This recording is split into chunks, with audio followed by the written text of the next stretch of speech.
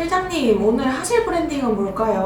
오늘 우리가 할 7분 브랜딩은 바로 토토로 토토로 토토로 토토로.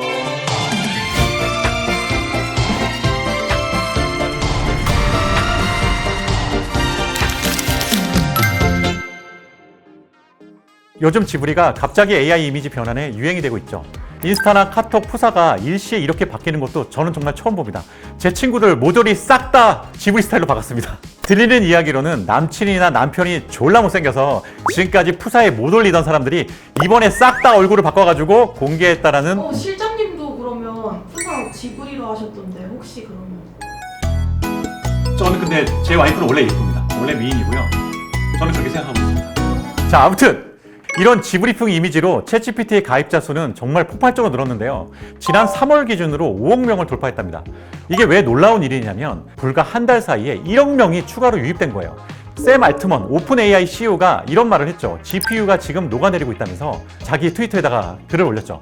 이렇게 얘기해놓고는 본인의 푸사까지도 지브리 스타일로 바꿨습니다. 녹기는 뭘 녹겠어요. 지금 좋아 죽는 거죠. 아무튼 지브리는 지금까지 한 40년 정도 된 애니메이션 회사인데요.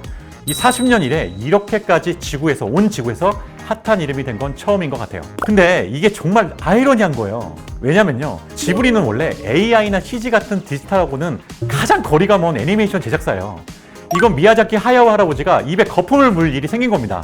예전에 AI로 만든 영상을 자기네 스튜디오에서 본 적이 있어요. 젊은 친구들이 이 새로운 기술을 보여주면서 한번 적용할 수 없을까 이렇게 얘기를 한 적이 있는데 정말 정색을 하시면서 싫어하시더라고요.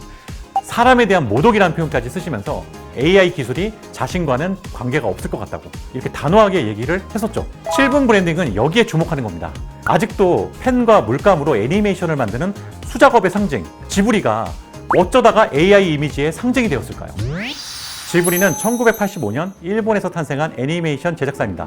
지브리라는 이름은 원래 이탈리아어로 사막에서 부는 뜨거운 바람이란 뜻인데요. 2차 세계대전 당시에 이탈리아의 정찰기 모델에 붙은 별명이기도 합니다.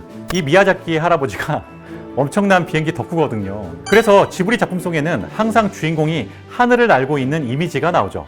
그런데 지브리, 이걸 제대로 읽으면 지브리라고 할까요? 아닙니다. 원래 이름은 기블리예요. 차 좋아하시는 분들은 알 텐데 마세라티 기블리라는 모델이 떠오를 거예요. 맞습니다. 철자가 똑같아요. 그럼 이게 어쩌다가 지브리가 되었을까요? 별거 없어요. 미야자키 할배가 처음 영화사 이름 지을 때 철자를 잘못 읽었답니다. 그래서 그게 그냥 지브리가 된 거죠. 이렇게 실수로 지어진 이름이지만 그 이후로 40년 동안 지브리는 그야말로 레전드가 됩니다. 제목만 들어도 가슴이 두근거리는 만화들, 마치 오래된 친구처럼 추억 속에 남아있는 캐릭터들, 한 소절만 들어도 가슴이 아른해지는 그 음악들. 저도 이 콘텐츠를 준비하면서 지브리가 제 어린 시절을 얼마나 따뜻하게 안아주었는지 다시 한번 느꼈습니다. 그러면 실장님 최애 애니메이션은 뭐예요? 바다가 들린다. 왜요? 고등학교 때 좋아했던 첫사랑을 자꾸 생각나게 만든다.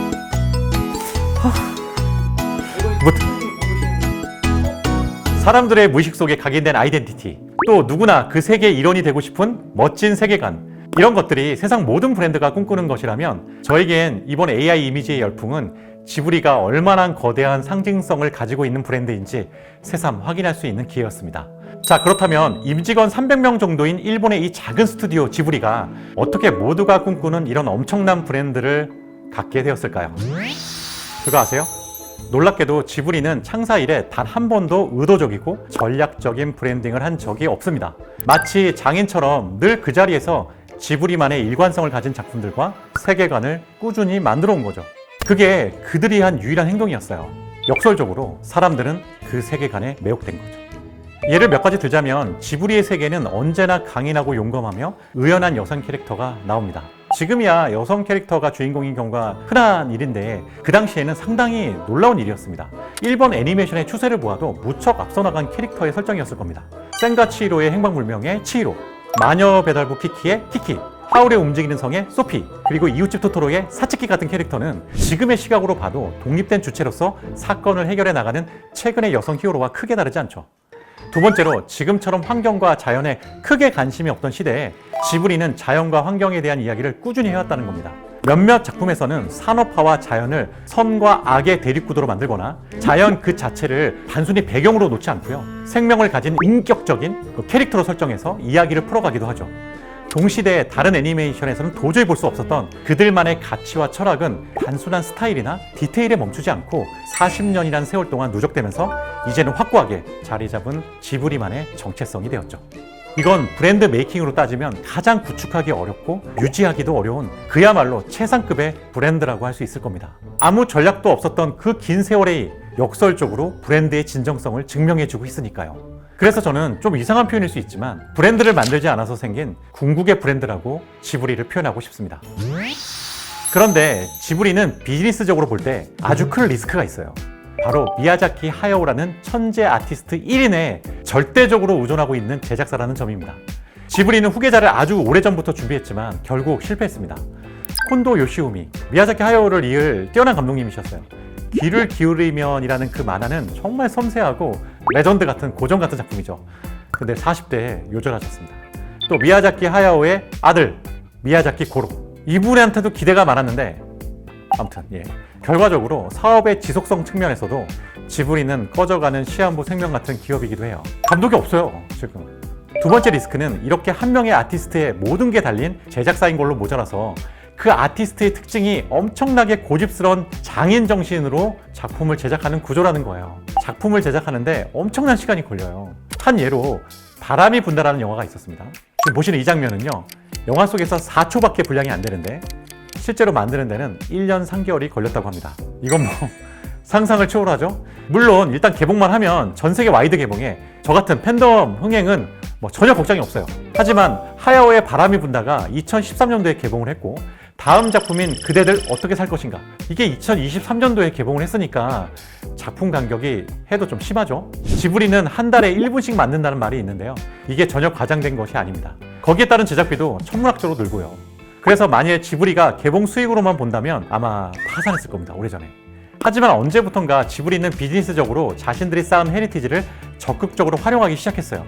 그래서 이제는 영화 제작을 넘어서 전시회, 테마파크 사업, 굿즈 사업 등으로 사업을 넓히고 있죠.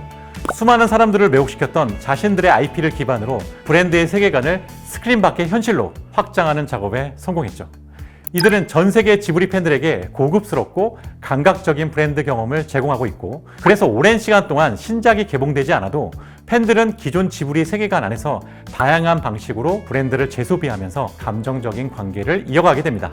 물론 이것이 가능했던 것은 좀 전에 언급했던 브랜드가 오랜 시간 걸쳐서 유지해온 철학, 제작 방식, 그리고 세상에 대한 태도가 국적과 시대를 초월하는 보편적인 가치였기 때문입니다. 쉽게 말하자면 그들의 IP는 세월의 파도를 통과해서 결국 시대를 타지 않는 클래식이 되었기 때문 아닐까요? 즉, 제가 어릴 때 봤던 토토로를 제 자식 세대가 보면서 똑같은 감동을 하고 있는 거죠. 그래서 지브리의 브랜드는 그 자체의 가치뿐만 아니라 그 가치를 추억하고 해석하는 소비자의 경험까지도 포함하게 합니다.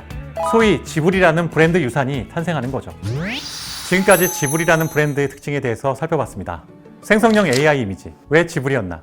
저희 내피셜일 수 있겠지만 사람들이 지브리 이미지에 빠진 이유는 무의식 속에 AI 이미지에 대한 강한 거부감이 있었을 거라고 생각해요.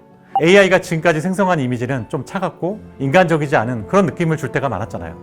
어쩌면 사람들은 그 새롭지만 차가운 창작 도구들 앞에서 그것의 가장 반대편에 있는 이미지를 떠올리게 된 건지도 몰라요. 저는 그게 바로 지브리라는 브랜드였다고 생각합니다.